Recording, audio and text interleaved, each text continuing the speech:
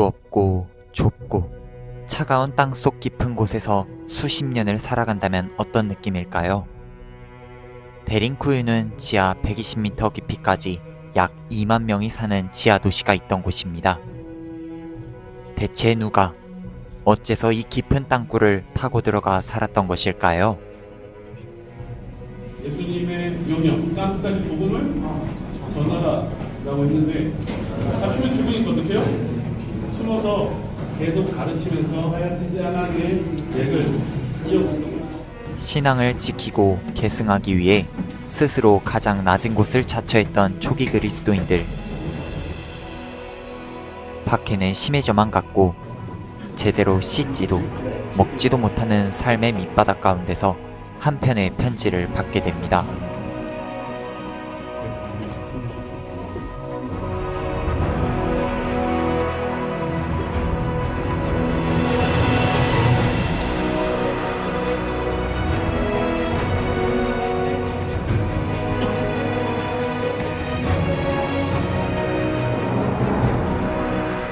더 이상의 꿈도 희망도 없을 것 같은 상황에 있는 그들에게 즐거워하라 편지한 베드로.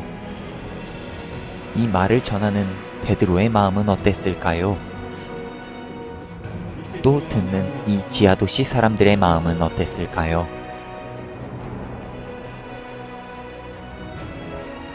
오늘날 우리에게 복음이 전해지기까지 많은 피 흘림과 희생이 있었고 그들이 남긴 삶의 흔적은 오늘날 우리에게 또 하나의 복음과도 같았습니다. 데링구유에서 초기 그리스도인들이 예수님을 믿기 위해서 깊은 땅굴 속으로 들어가잖아요. 이제 저는 오늘 이렇게 자유롭게 예배도 드릴 수 있고 찬양도 할 수 있는데 왜 그들처럼 이렇게 기뻐하지 못하고 더 열심을 내지 못할까 하는 제 안에 그런 질문이 생겼었어요.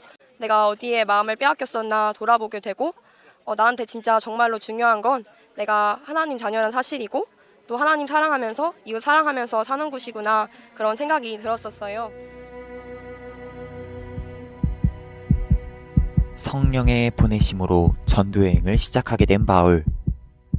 하나님은 그를 어떤 길로 인도하셨을까요?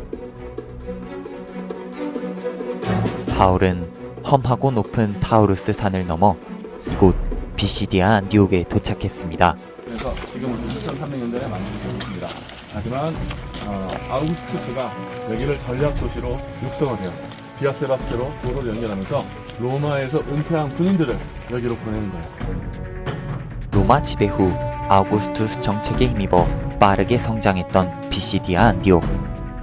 도시 중심에는 황제 숭배와 관련된 화려한 건물들이 들어서기 시작했고 극장, 상점, 수도시설 등 대도시의 모습을 갖춰가기 시작했습니다.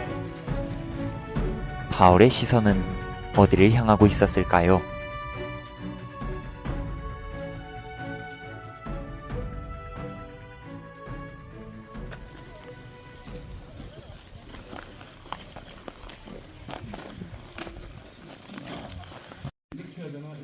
율법주의와 시기심으로 찬 유대인들, 그리고 주님을 잘 알지 못했던 이방인들.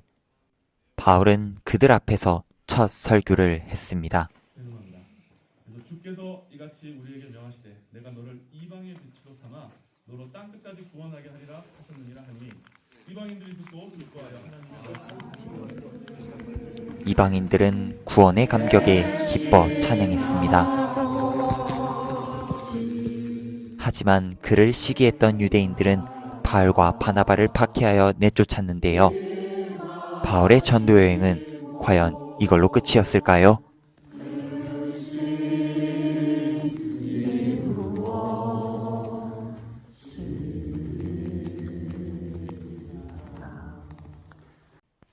바울은 자신을 박해한 그들에게 다시 돌아갔습니다. 바울의 눈엔 그들은 주님이 필요한 사람들이었기 때문입니다. 그의 사역 여정은 지금부터가 시작이었습니다.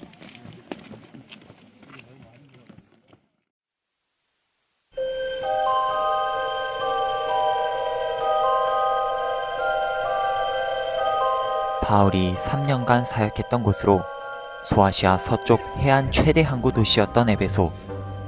당시 무역의 중심지로 학문이 발달했으며 부하 권력은 하늘을 찌를 기세였는데요.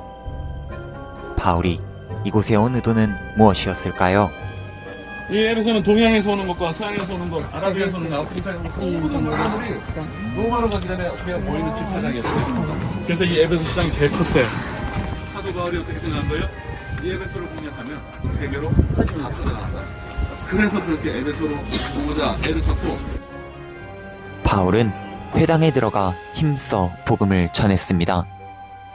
많은 이들이 예수를 믿게 되고 귀신 들린 사람들이 떠나가는 일들이 일어났습니다. 하지만 각종 우상 숭배가 왕성했던 에베소. 바울의 복음 전파의 길이 그리 순탄치 않았습니다.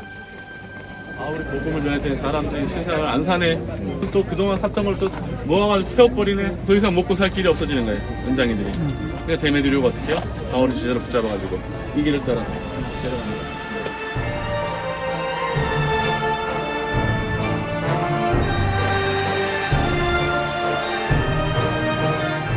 바울은 가이오와 아리스타고를 구하러 원형극장으로 향했습니다. 하지만 그의 제자들이 만류했고 이 소동 후 바울은 가장 아끼는 제자 디모데를 남기고 마게도냐로 향하게 됩니다.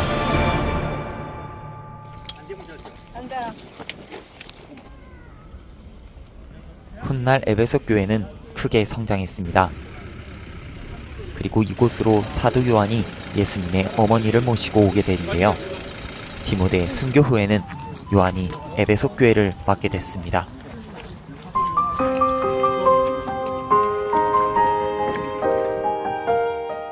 하지만 그 역시 로마의 박해를 피할 수 없었습니다. 그는 유배 생활, 고문 등 여러 죽음의 위기를 겪으며 자신의 사명을 다한 후 향년 95세의 나이로 주님의 품에 안기게 됩니다. 마태, 마가, 누가, 요한을 상징하는 네 개의 기둥이 둘러싸고 있어요. 복음 안에 잠든 사도 요한, 이렇게 되는 거죠.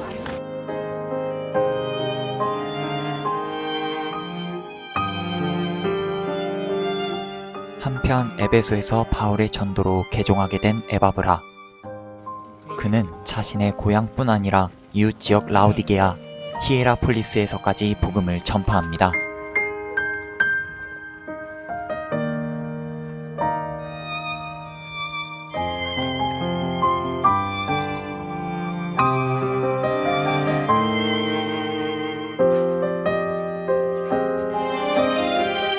라우디게아는 금융산업이 발달하고 땅이 기름져 당시 지중해 세계에서 가장 부유한 도시였습니다. 문제는 그 부유함에 취한 사이 그들의 영혼은 병들어가고 있다는 것이었습니다. 요한계시록에서 뭐라 나와요? 내가 부요하다 하나 하고 어떻게 해요? 대놓고 사도 요한이 여기 대고 뭐라 그래요? 그래, 너네 부자야. 너네 부자인데 근데 너희야말로 뭐다? 진짜 별거 못 쓴 거고 너희가 영적으로 어떤 상태인지 너희가 보지 못하고 있다 하고 이렇게 비유에 빗대가지고 이야기. 그들은 극장에서 연극, 음악을 통해 정신적 안정을 얻곤 했습니다. 하지만 여전히 그들은 영적 결핍과 공허함에 시달렸고 예수님은 그들을 책망하시며 호소하셨습니다.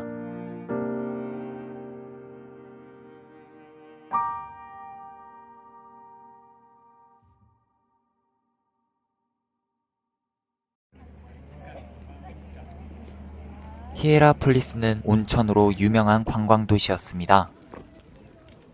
에바브라가 전한 복음의 바람은 사도 빌립에까지 이어지는데요. 빌립 당시 로마 황제는 도미티아누스. 그는 기독교를 심하게 박해했고 빌립은 끝까지 복음을 전하다 주후 87년경 순교합니다. 칼각은 로마에서 승리를 상징합니다.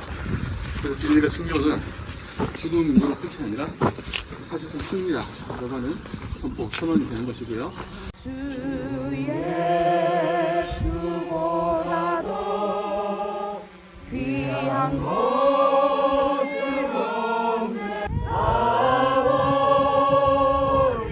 사도 빌립의 순교 소식은 세계로 복음이 확장되는 계기가 되었습니다. 신앙의 선진들의 많은 희생과 피 흘림 속에 세워진 땅 튀르키예. 하지만 현재 기독교인은 전체 인구의 1%도 되지 않습니다. 사도 빌립은 이를 보며 뭐라 하실까요? 또 아이들은 그의 순교를 보고 들으며 어떤 마음이었을까요? 빌립이 영혼을 사랑하고 사람과 또 예수님을 사랑하고 그 예수님을 구주로 믿어서 이 땅까지 와서 목숨을 잃기까지 하였는데, 저도 빌립처럼 하나님 사랑하고 사람 영혼 사랑하는 그런 사랑을 가지고 싶고 또 이 터키를 위해서도 앞으로 가서 많이 기도를 하게 될 것 같아요. 한편 바울은 마게도냐에서 드로아로 와 1회 동안 머물며 복음을 가르쳤습니다. 그 후 예루살렘으로 가기 위해 일행을 먼저 아소로 보내며 자신은 드로아의 카르도를 따라 사흘 길을 홀로 아소까지 걸어갑니다. 그는 왜 홀로 걷기를 택했을까요? 바울도 성령이 계속 경고를 하셨어요. 고난이 기다리고 있다. 네가 이걸 줄 수 있겠니? 3일 동안 혼자 걸으면서 확실하게 결단한 거죠. 복음을 전하기 위해서 목숨까지 아깝게 여기지 않겠다. 죽으러 가는 길 죽겠다. 마치 예수님처럼. 그래서 십자가의 길을 따르기로 한 또 그런 길이기도 하다. 이렇게 또 볼 수 있습니다.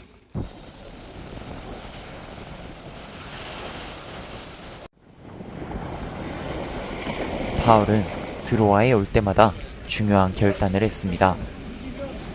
2차 전도여행에서는 환상을 보고 유럽으로 향했고 3차 때에는 순교를 각오하며 예루살렘으로 갔던 것입니다. 그리고 그가 로마로 향한 순교의 길이기도 합니다.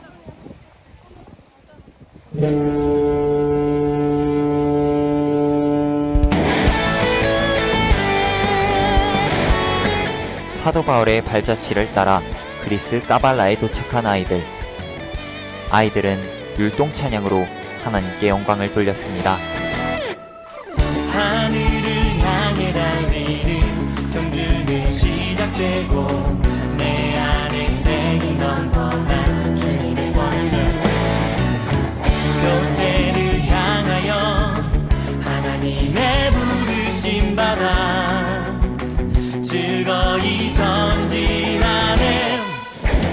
지치고 힘들어도 주님만 바라보며 Going to a signpost, 그때를 향하여 어려움이 다가와도 결코 멈추지 않는 Going to a signpost, 그때를 향하여.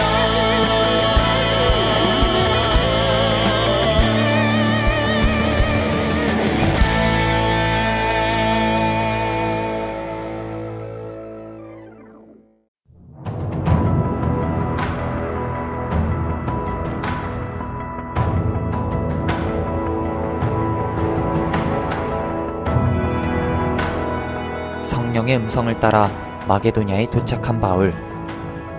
그의 걸음 속에서 하나님은 우리에게 무엇을 말씀하고 계실까요? 그 음성을 쫓아 첫 시작점 빌립보로 향했습니다.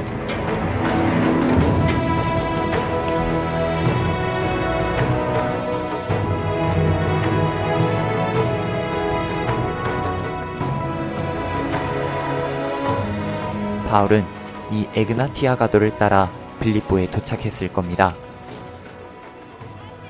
주의 뜻을 따라 이곳에 온 그에게 어떤 삶이 기다리고 있었을까요?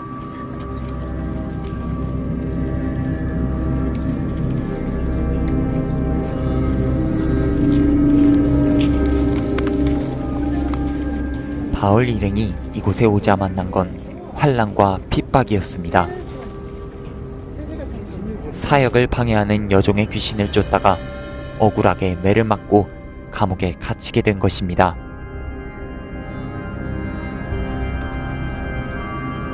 하지만 그들은 감옥에서도 하나님을 찬양하고 기도하기를 멈추지 않았습니다.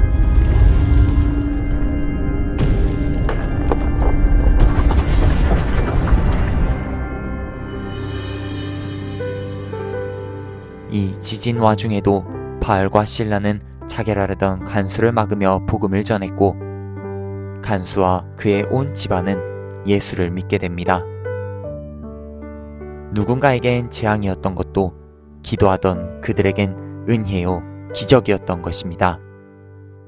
그리고 그 사랑과 헌신의 터 위에 교회가 세워지는 역사가 일어납니다.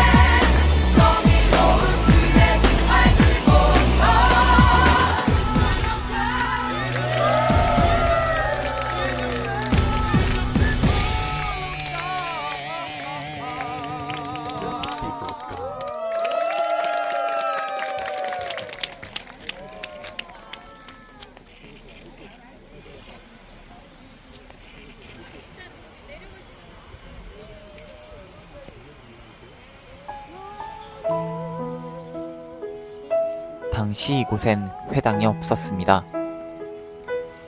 강가로 가서 기도하는 것이 당시 유대인들의 경건한 삶의 표현이었고 그들은 이곳에 매주 모이곤 했습니다.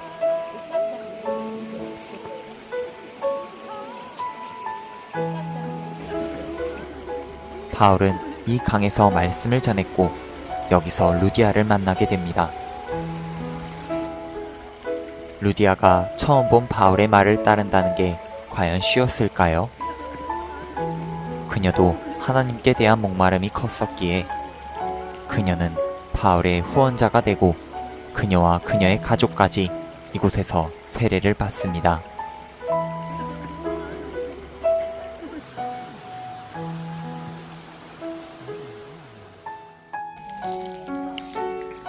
이어 데살로니가로 향하던 바울.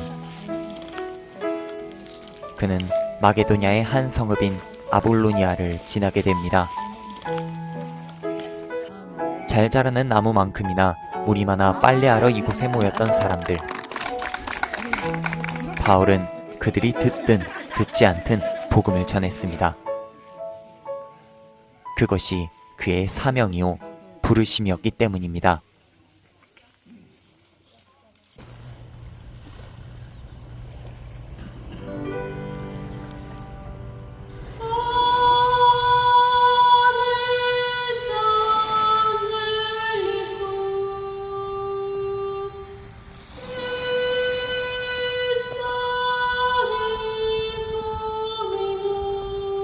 아테네에 울려 퍼지는 맑은 찬양 소리.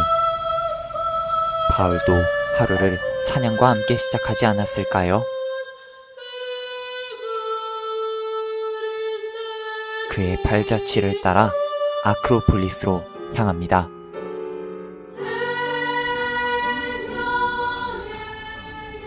고대 그리스인들의 성체이자 신들에게 바치는 성소였던 아크로폴리스. 바울은 빌립보, 데살로니가를 거쳐 이곳으로 오게 됩니다. 당시 아덴 도시는 우상이 즐비했습니다. 이를 본 바울은 격분하였고 아레오바고 언덕 위에서 복음을 전합니다.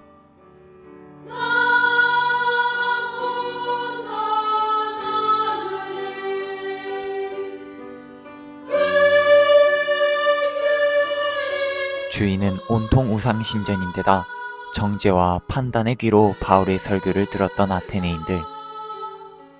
그도 때론 힘겹진 않았을까요? 그럼에도 그는 홀로 그 거대한 세상 물결에 맞서 당당히 복음을 선포합니다.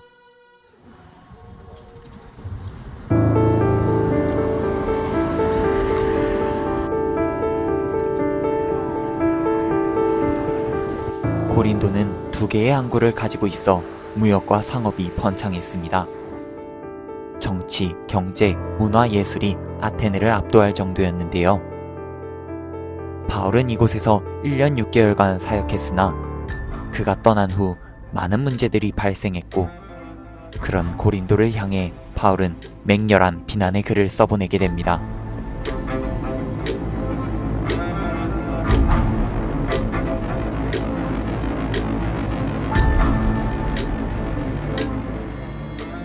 발달한 항구 덕분에 많은 사람들이 고린도로 몰렸고, 많은 이들이 우상숭배와 타락한 문화에 질식당하고 있었던 것입니다. 바울의 편지를 단순 비난의 글이라고 할 수 있을까요?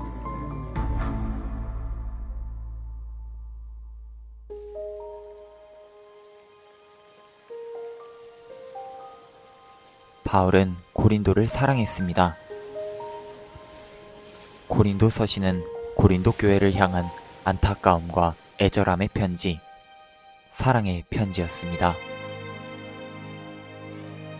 하지만 그에게 돌아온 건 갖은 환난과 핍박들. 고린도 서신에서 그는 이렇게 고백합니다.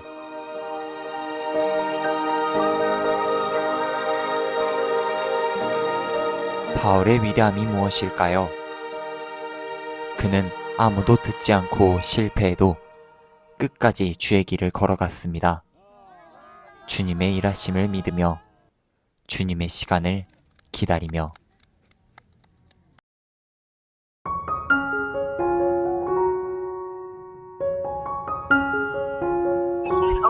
세대를 이어서 교회를 지켜가는 세대이고 여기서 이렇게 배운 것을 그대로 실천하는 거죠.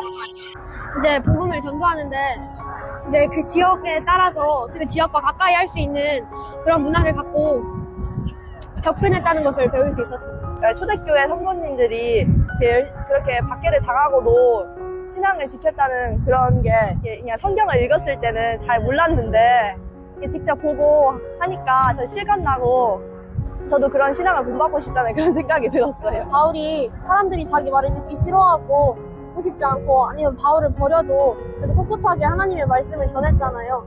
그래서 다 바울처럼 용기를 가지고 당당하게 하나님의 자녀로 나만의 색깔을 찾아서 그런 바울처럼 살고 싶다고 생각했습니다. 이 세상 지나는 동안에 괴로움이 심하다 괴로움이 심하다.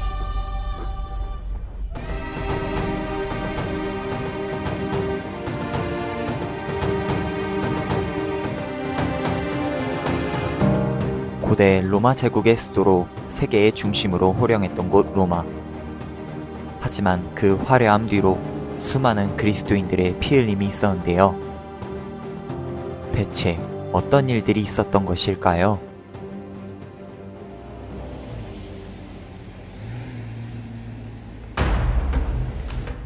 검투 경기, 동물 사냥, 사형식 등이 행해졌던 콜로세움.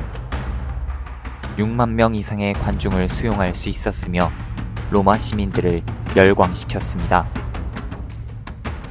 수많은 그리스도인들이 그 희생양이 되어 예수를 주로 고백하고 순교했습니다.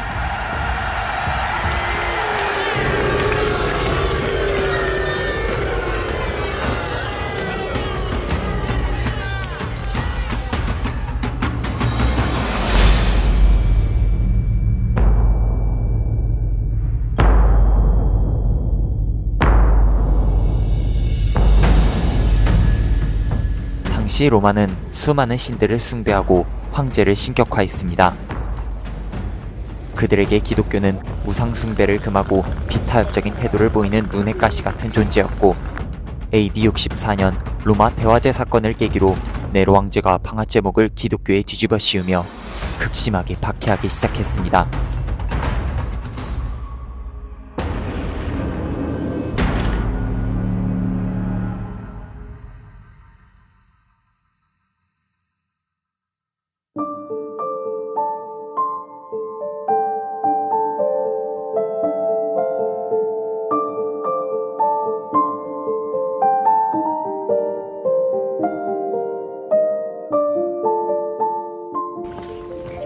바울은 왜 그토록 로마로 가고자 했던 것일까? 로마는 제국의 중심부였습니다. 로마의 복음을 전하는 것은 세계로 복음이 확장되어가는 요충지였기에 바울에게 로마는 너무도 중요한 곳이었습니다. 또한 로마의 기독교인들은 있었지만 유대인과 이방인들로 구성된 혼합 공동체였고, 이들은 복음에 대해 서로 다른 신학적 확신을 갖고 있어 교회의 분쟁을 야기시켰습니다. 바울은 교회를 복음으로 견고하게 세우기 위해 로마행이 간절할 수밖에 없었던 것입니다. 로마에 도착한 바울은 가택연금형을 받아 새집살이를 하며 복음을 전했는데요. 2년 후 풀려나지만 얼마 지나지 않아 네로의 박해 정책으로 재수감됩니다.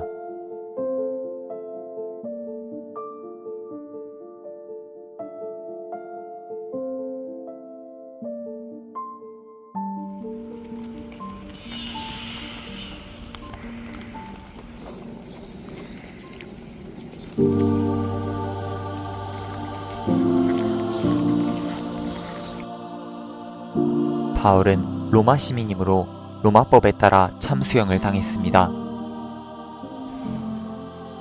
로마 대화제 공범 및 그리스도교를 전파한 우두머리라는 억울한 죄명을 받았지만 바울은 이곳 지하 감옥에서도 복음 전하기를 멈추지 않았습니다.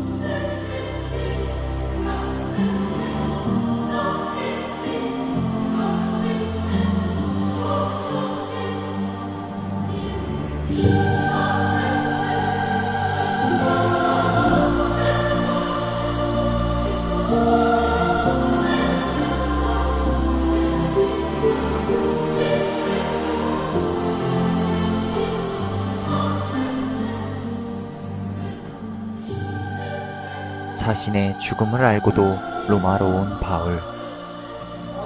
바울에게 죽음이란 무엇이었을까요?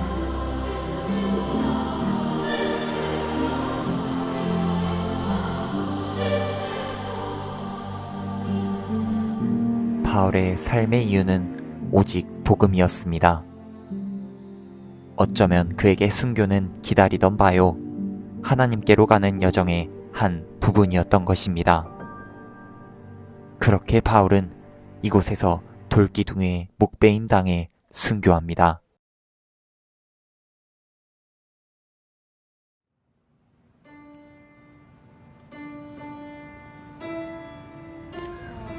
바울이 끝까지 하나님 사랑하고 또 하나님의 그 사랑을 배반하지 않는 모습을 보면서 바울이 그 모습을 따라 살고 싶다는 그런 생각을 많이 하게 되는 장소였습니다.